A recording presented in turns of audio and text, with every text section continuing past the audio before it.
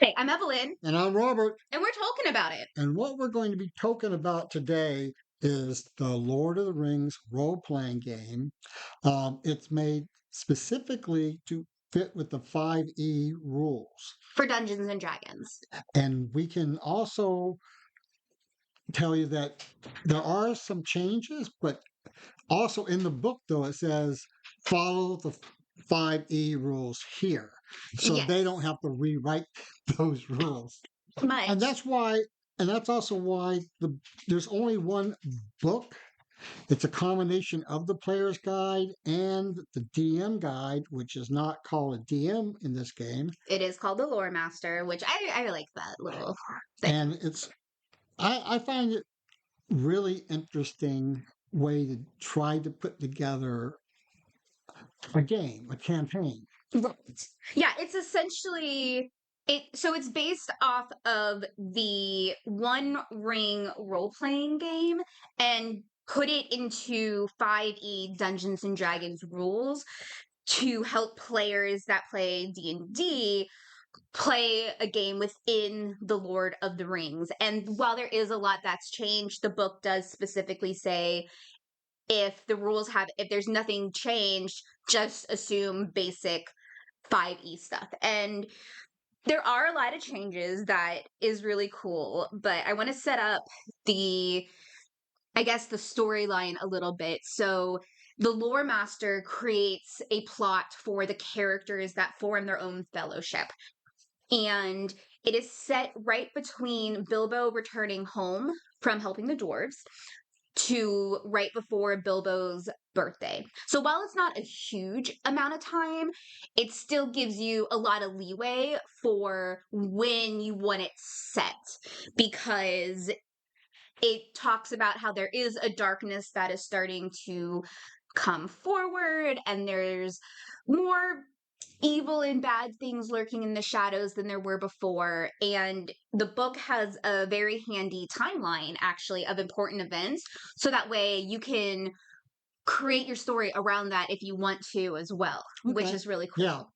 And have some of those important events that happen kind of off screen between Lord of the Rings and A Hobbit happening in the story, which is Right. really cool. And the book clearly sets up that there is a darkness arriving and that the roads are busier. So it's not uncommon anymore to be traveling on the road in a fellowship and fighting enemies. So it sets it up to be a fun campaign that is very sandbox. Now we also got the Shire expansion pack, expansion book as well, but the specific book, which is the Lord of the Rings role playing rules, is, like Dad said, half player, half lore master guide.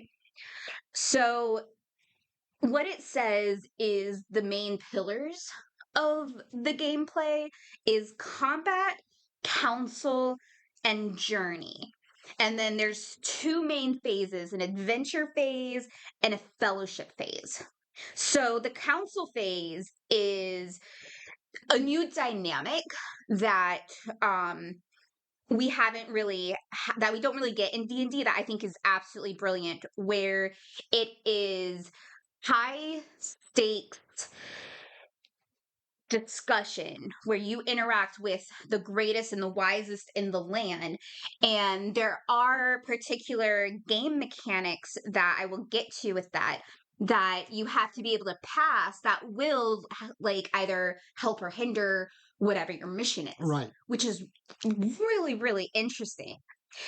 They also have safe havens. So the way that they're doing their short and long rests is very different. So a short rest can be anywhere from 1 to 8 hours. However, during the adventure phase, which is when you're journeying, you have to take at least 1 8 hour short rest. So that you're not exhausted and tired. And a long rest has to be a minimum of 24 hours and can only be done in a safe haven. So a long rest must be done like either in a town that seems friendly, or if you're able to find like a weathered cabin, you can't take a rest on the road at all.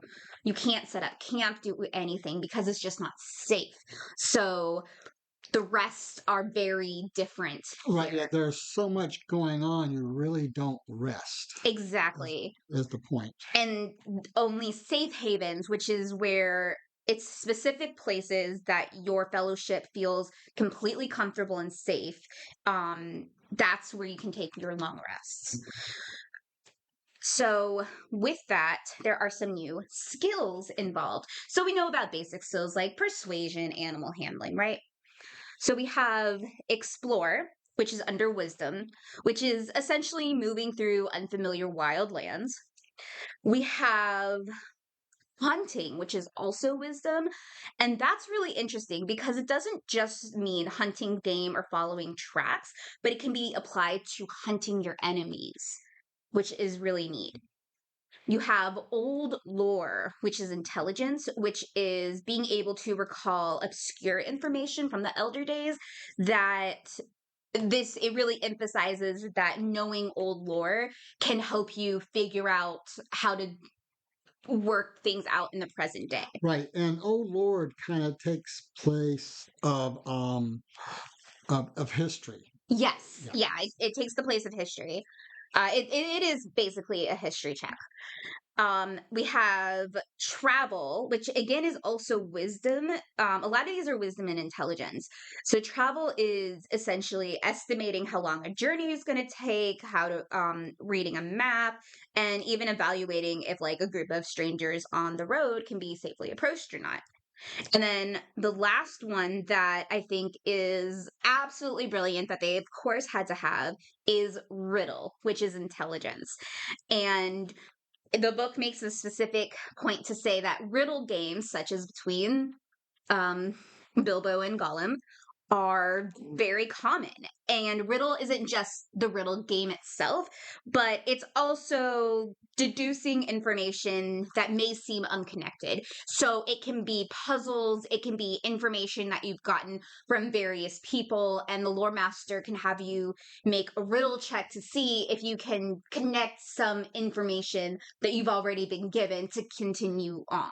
Right. And also riddle would also come in handy if you're exploring someplace you haven't really explored much before, especially when you see something odd or interesting and try to figure out how it connects or Right. what it means.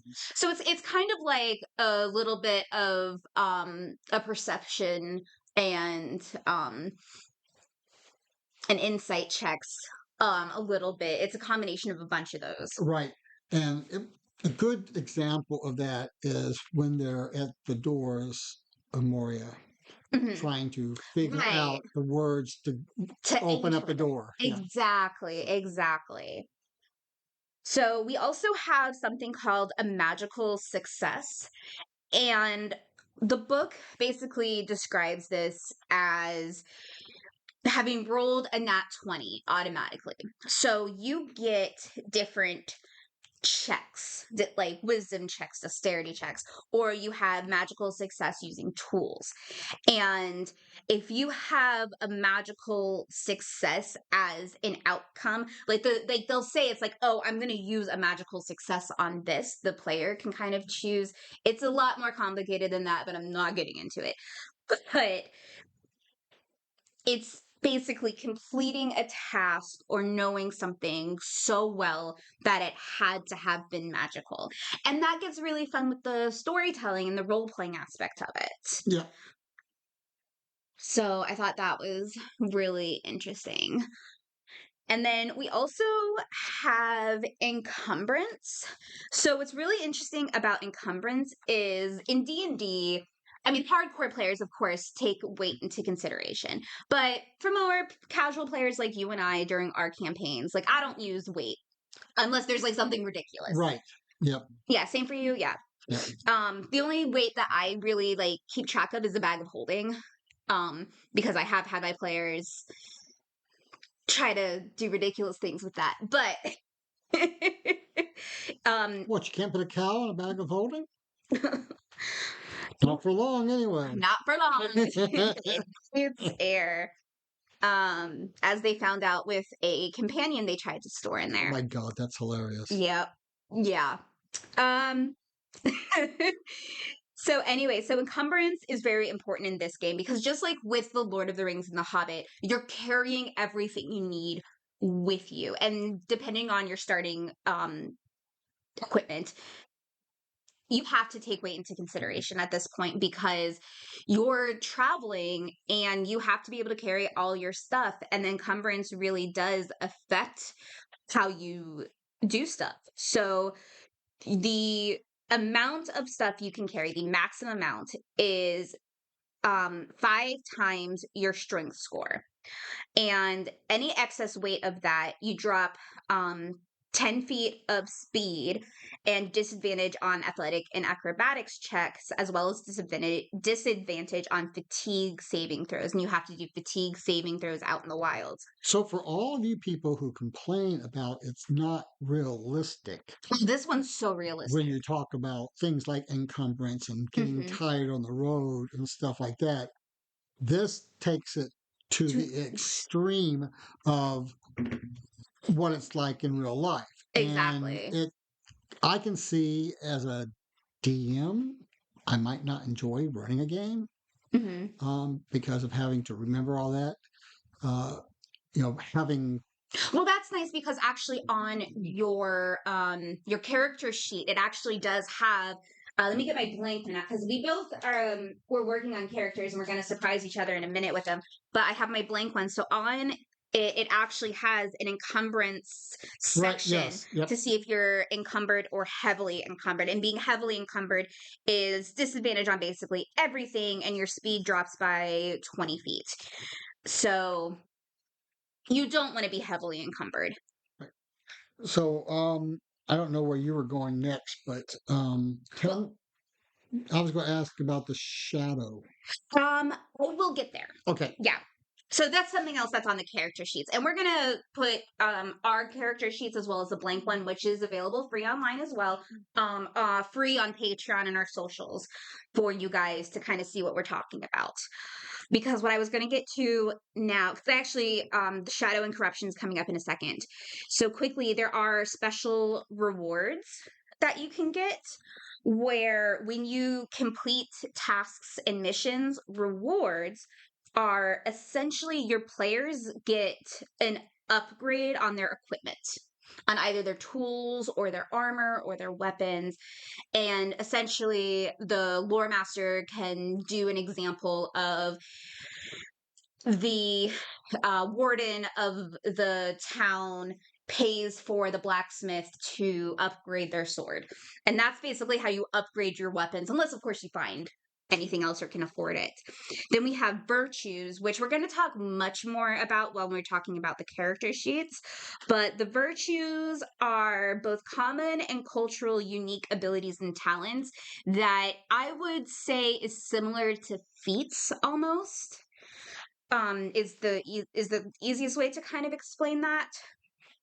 And then yes, now we have shadow and corruption. So shadow and corruption is during the trip, you have different shadow paths that your character has, like of a fatal flaw, as you would. And you have different sources of shadow like dread, greed, or misdeeds that you either the characters consciously do or they have to do saving throws after fighting enemies or going through something like fighting a barrow wight. You have to make a save for dread. Right. Is an example in the book. And in many ways, those are dictated by your character, Mm-hmm. Your character's calling. Mm-hmm. So, and calling is just like class. Yeah. So, and then with that, you also have eye awareness, where it's basically your fellowship's threshold on your hunt threshold, where the Eye of Sauron is aware of you. So the more the more magical things you do, or the more evil you fight, you're gonna get more attention from the Dark Lord himself, and he's gonna send people after you. Y- So I think that's kind of cool too. That's like you have that kind of like element in there where even if you have like all these magical items, you still have to be, you can't just do a complete like meta game, figure something out easy. You also have that threat of we can do something totally awesome and magical and cool and get this done right away, but that's going to lead the eye to being more aware of the company. You mean like the eagle's coming to rescue you? Actually, I would not include that. That might be a magical success, but not necessarily a magical thing. I mean, like if you have, No, like but what I'm talking about is a magical success. If the eagles come to rescue me, you've got Sauron's eye pretty tight on you. yeah, I would agree with that. Actually, I would probably agree. You're right. I do agree on that. Um, and it's really cool because like on with that the lore it for the lore master part, it has information on how to make um cursed items, like treasures that are cursed, similar to the One Ring. And it's kind of cool to think about that, where you can like create these objects that have so much lure and power, but for example, using those objects would again increase the eye hunt threshold. And then we have, so we talked a lot about the adventuring part. The journey part is the book comes with a like two beautiful maps that you can either use or you can just like copy it or something. And the map is just absolutely beautiful, but it talks about, and it has the main things that we would know from like The Hobbit and Lord of the Rings, but the book clearly says that not all settlements and places are on the map, which lets the lore master have a lot of creativity as well of creating other things, which is really nice. And then we have the council. So I was going to talk about council and fellowship phase real fast. So like I said before, I know I'm talking so much right now to to try to explain this. I'm making it as short as I can, guys. So the council is set in two parts. You have the introduction and then the interaction. So during the introduction, um you so when you're in your company or your fellowship, you choose one person to do the introduction to this warden or this king or this whatever, whoever is this wise and great person. And that one person is the one that introduces everything. And then the required successes are determined from there. Like if you have to have like a certain charisma score or a certain wisdom score, such as like intimidation or persuasion or even deception, that you have to pass in this interaction. And after you set that requirement, that is when you get to role play. And just depending on what your company does, that's how it ends. And then Well, fine. Oh, we're not going to get too much deeper into this I was gonna. because we want y'all to have a surprise yourself when you're reading the book and setting up the game. But Evan's got one more little thing to share. Right. So the last little thing is you have your journey sequence. And again, not going to get in too deep into it, but part of the actual gameplay is the journey. So unlike in D&D where it's like, oh, we traveled 5 days, we made it. Like here you have to journey properly, and then there's certain journey roles that people have to play, which is really nice. Right. So when I DM, I make them travel. We have rolls 3 times a day to see if they have an encounter, or maybe I may have set up an encounter. But then when you get to be as high level as the party that I'm currently DMing, I gave them the ability to teleport. So we don't have to spend time on the road fighting bandits. It's nice. That should know better to attack them anyway. No, that's nice, actually. Usually what I do is if there's like a long journey ahead, I usually create a encounter list where they would roll a dice and the number correlated to what happens on the journey is usually what I do. Um if it's a long journey, but if it's a short journey, we just kind of skip it. Okay. So now we're going to get into character. So what we're going to do is so I completely completed my character. So Evelyn's going to complete her character, and then we're going to Talk about how to create the character while helping you finish. right, Because you and got a little right. Well, also, around. and also, just a warning here: we might be having to stop recording once in a while, Just for us to figure just to stuff figure out. stuff out, just so you don't have to listen to the 10-minute conversation of Evelyn trying to teach me how to do something. So if it doesn't feel like it's segueing well, That is absolutely what's probably going to happen. Okay, so I completely did my character sheet, including a little sketch. I am not a great artist, guys, so please do not judge me. So I will show you my little sketch here. I have my character Dagny. She is from the culture. What's the name? Dagny. Dagny. Okay. And I thought you said gag me. That would be my other character.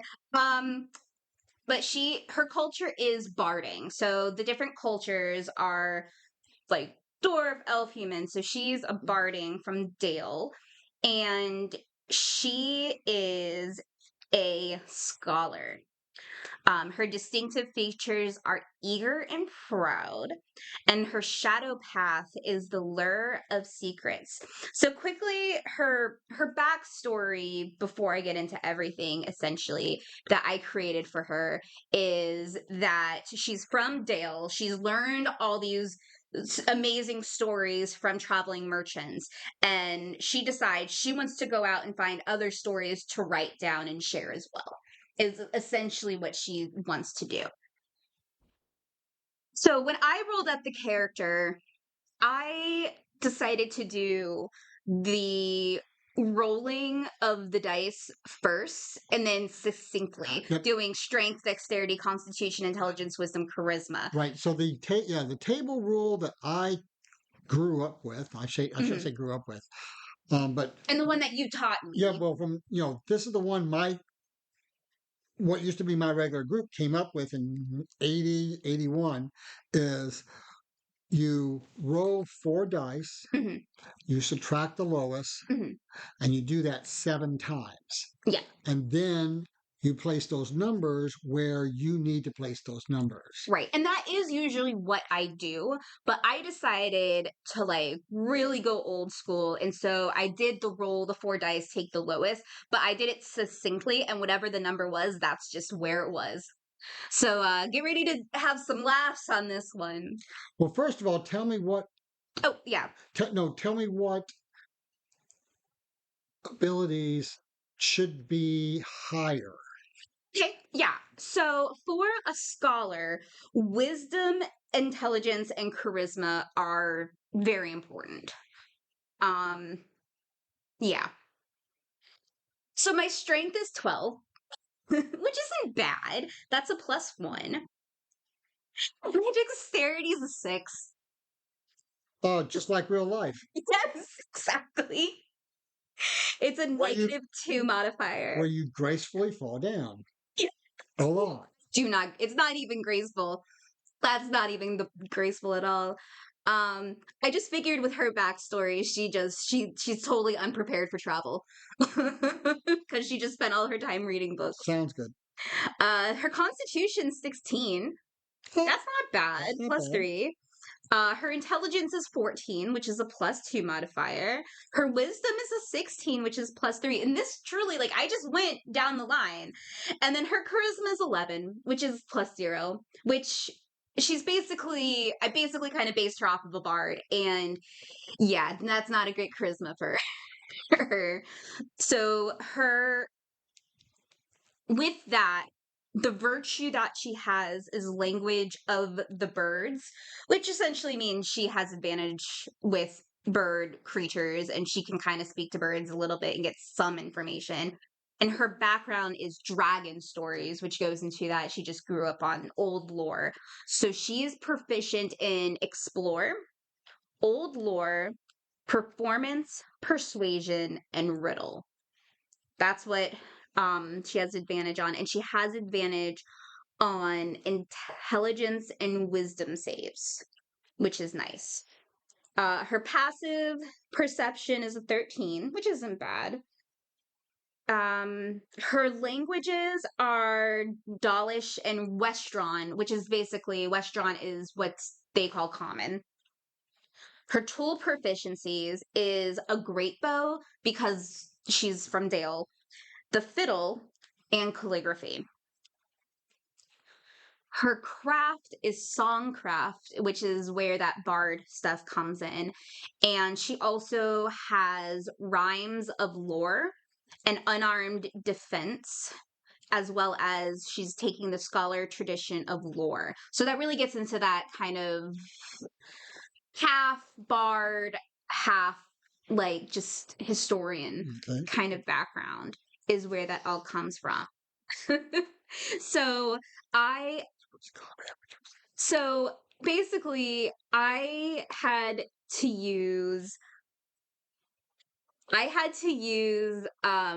her unarmed defense because her dexterity was so bad that her armor would have been worth less to her than if she did the unarmed defense. So her hit point max is 11.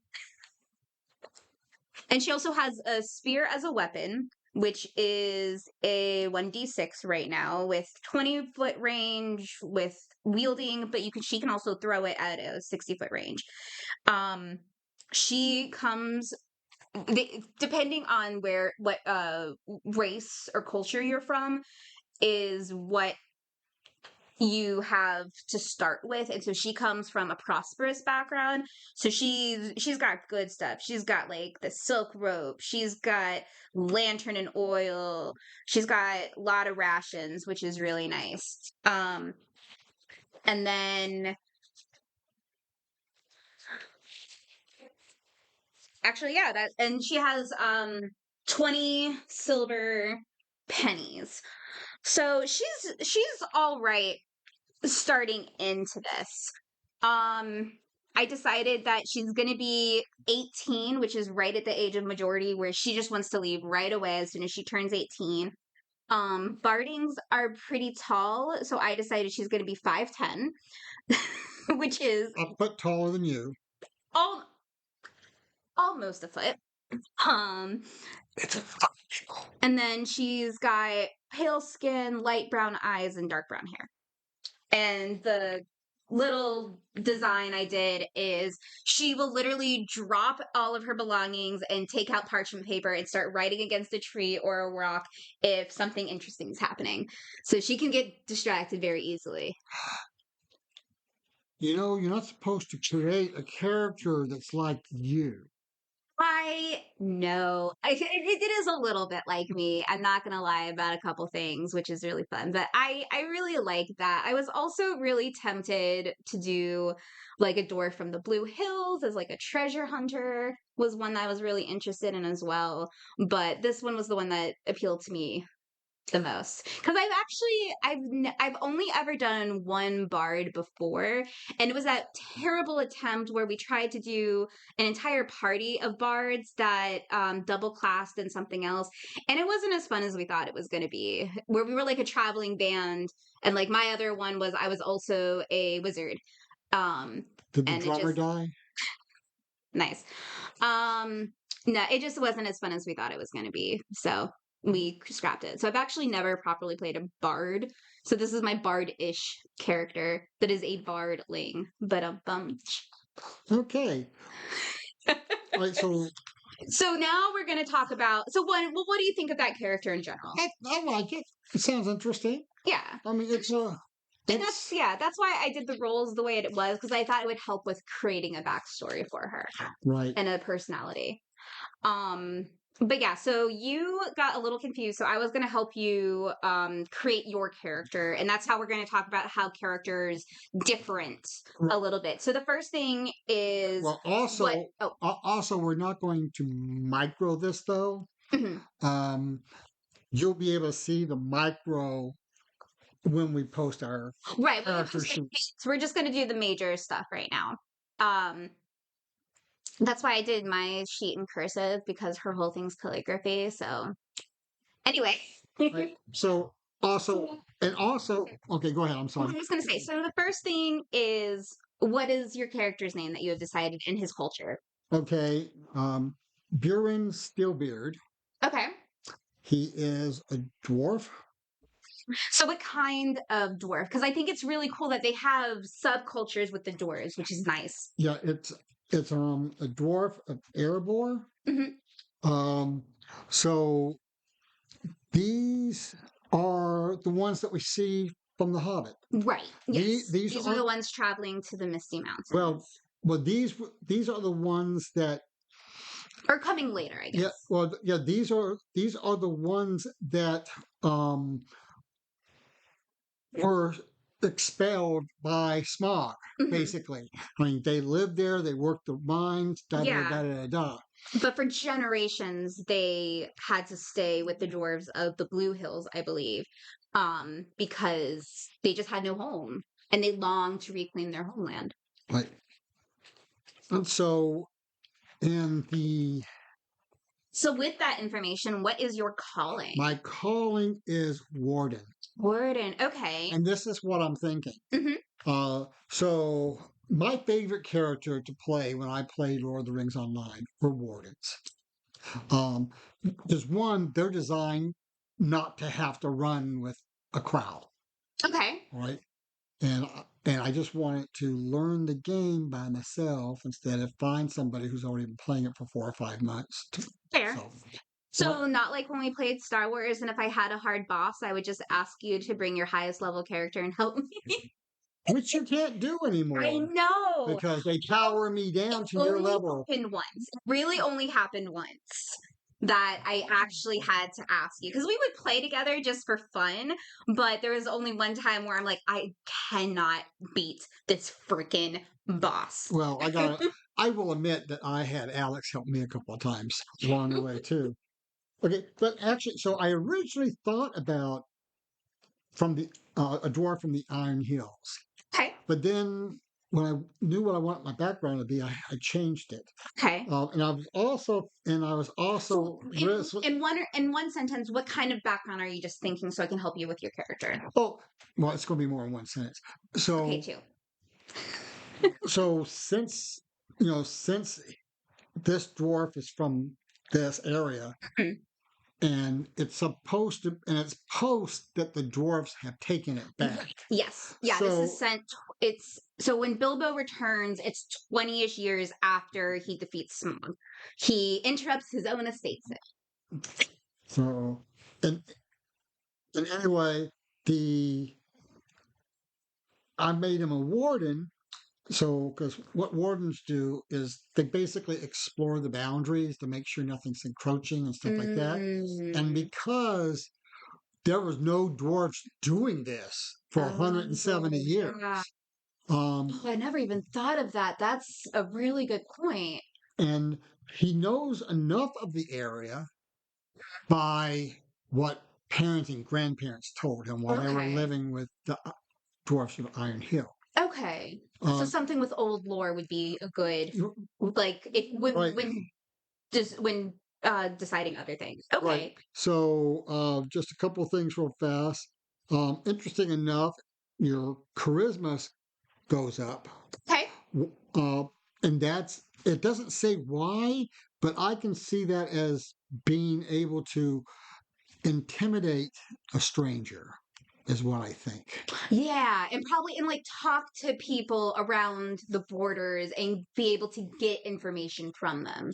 Right. Yeah, okay. Yeah, Yeah, I like that interpretation. yeah, I am considered proficient in the Old Lord skill, Okay, and perfect. I add double my proficiency bonus to it. Ooh, okay. Uh, so that's what I liked about this culture. Hmm. My my dwarf is coming from now. There's also a warding. I mean, I'm sorry, a wandering dwarf. Hmm. And I thought about it too, but it's I don't think what I want to do would fit well with that background. Okay. And so, like, what exactly do you want to do? Because that'll help me with you, Well, that's what I some of the said. specifics. It's going to be It's, somebody. it's just like exploring the Well, things that haven't been explored for generations right. It's to and keep it's the mountain safe now that you have it. right, and it's Okay. yeah, I like it. I like that a lot and then because that's what I was thinking of with the dwarf that I was thinking of from my other character that I was trying to decide between was a dwarf from the Blue Hills that heard of the fact that the doors of Erebor have been able to take back their mountain and are starting to mine. She's interested in finding other places to mine since the Blue Hill dwarves don't really mine much anymore. Was right, kind of the yeah, idea I had for her. and then there's also a background. The background, Yes. the So back, you're the background I chose is a penetrating gaze okay. because I mean somebody is up to no good, just cannot really look you in And your eyes I like that with a this, lot. with Yeah. this. And plus it That's really well with your character. and plus it gives you in skill proficiencies in insight and investigation. Okay. And your distinct features are wary and witful. Okay. So I Want to add real fast for context. So backgrounds in D&D is usually just like a little bit of a buffer. Backgrounds with your culture is much more part of who your character is. So it does have a lot more weight in this one as well. And so we're now going to talk about the warden. So we're only doing level 1. So for Warden, we're not going to go through everything right. that you have, but you have some cool stuff. Yeah. So at first level, my proficiency bonus is 2. Mhm. And the special features I also have is shadow lore and warded lands. I'm Ooh. not even going to try to explain that stuff. Um, We'll let you guys read it. we'll let you guys read it. I want y'all to have Mhm. enjoy this as much as we did. Okay. So, My calling mhm, features is I add, I get a plus. I add my Constitution modifier mhm. to a lot of things. Um, So I would also have to I would have to pick a fighting style, mhm. and the three are archery, dueling, or protection. Oh, I'm sorry, there's 4, and 2 weapon fighting. I decided I would be 2 weapon fighting with 2 hand axes. Ooh, I like that. So I mean, because That'd be really cool. Yeah. because if he's on his own, he needs more pop Protection. for the power. Yeah. Because I was originally thinking about doing a great axe one-handed and have a shield. Mm. But I decided the shield is an encumbrance Mhm. for himself, and when would he ever really use it? Right. And that's really cool that you have that because it's really kind of similar to like barbarians and fighters. The other thing is just quickly, so your shadow path. The shallow path is the path of despair. It means you get self-doubt. Um, you know the enemy is strong, and sometimes you get to be a little too naive about how strong they really are. Mm. And it also says, and I'm quoting this right out of the book, every day they ask themselves, will my strength be enough to prevail, or will I drag down the innocent in defeat? Mm. So, And I do want to quickly mention just some of the proficiencies that you have is you have both light or medium armor if you wish. And then you also have skills in a bunch of stuff and your saving throws are strength and wisdom. right. And so you also get a warden oath that you get at third level, but you can kind of decide, like, start to think about which one you would like now. Right, and Is that's there one that was kind of appealing to you more? well, and that's in D&D. That's when you get your special school or Right, something. exactly. Uh, So that was just our first pause. right. That's just how we're going to transition. That was our pause because you wanted to reread them to know exactly what you were thinking. So, what do you think your oath will be? Um, Hunter's Prey. Ooh, okay. And there's several different sub Yes. things for So that. so there's the foe hammer, the goblin cleaver, or the troll killer. Okay. I think I'm going to do the faux hammer since I don't know what I'll be coming up against. I don't want Mm, to specialize in fighting just goblins or just trolls. okay. Um, Fair. Very and, fair. and it says you have the ability to wear down the most potent foes. When you hit a creature with a weapon attack, you can roll one additional weapon damage dice. Yeah. Ooh, Um, that's nice. and you can only deal this extra damage once per turn, which is Hmm. still good. Okay. And as you go up to seventh level, you gain another feature. There's either multi attack, defense, stout resistance, or swift to fly. Yeah, so this is defensive tactic. Defensive Yeah. tactics, and um, I like the idea of being able to gain proficiency in a saving throw of my own choice, which is stout resistance. Okay, I like Swift to that. fly just means you can disengage as a bonus action, and they Mm, don't get an an opportunity opportunity attack. attack. That's The nice. multi attack defense. Um, I kind of think I'm already doing that with two handed. Okay. So, Yeah. yeah. Okay. So now, did you get a craft or no? I I did don't think not. so. I did not. I did not get a craft. I don't think. Okay. I'm just gonna double check the chart. No, you don't. So you just get warded lands, and we're not going to get into that because it is very confusing and it has to do with journey essentially. Yeah, at second level, the craft I get is virtue. No, you can choose a craft or a virtue Oh, at craft. second Oh, level. okay. Yeah. So the only thing left that we haven't done is virtue. So, no, that's not it at all. Where's virtues? We're going to pause.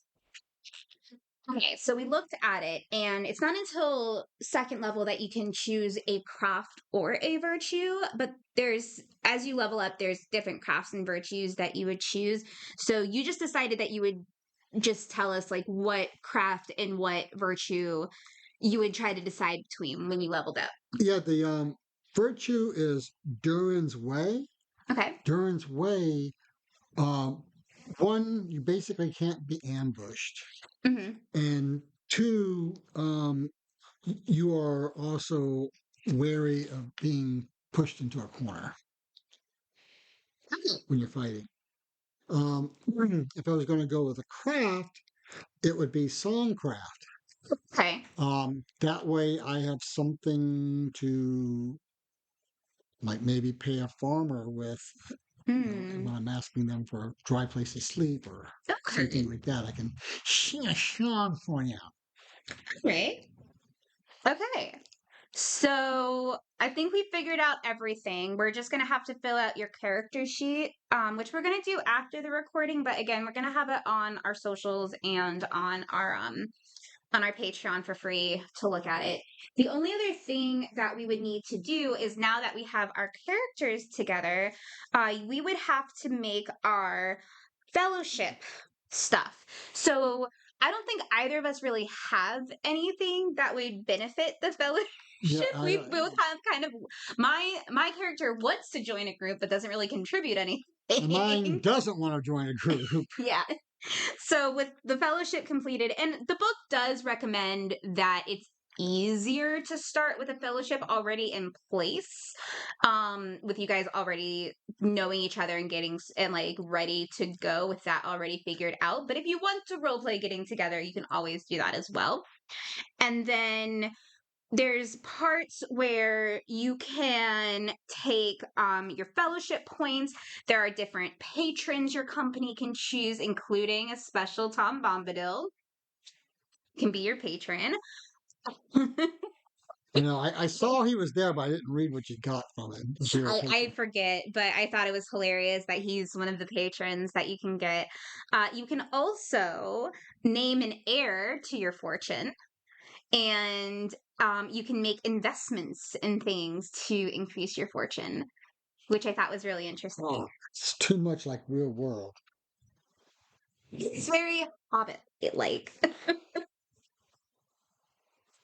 So yeah, I liked making my character. What did you think? Yeah, no, it was interesting reading it and seeing different ways to uh, create.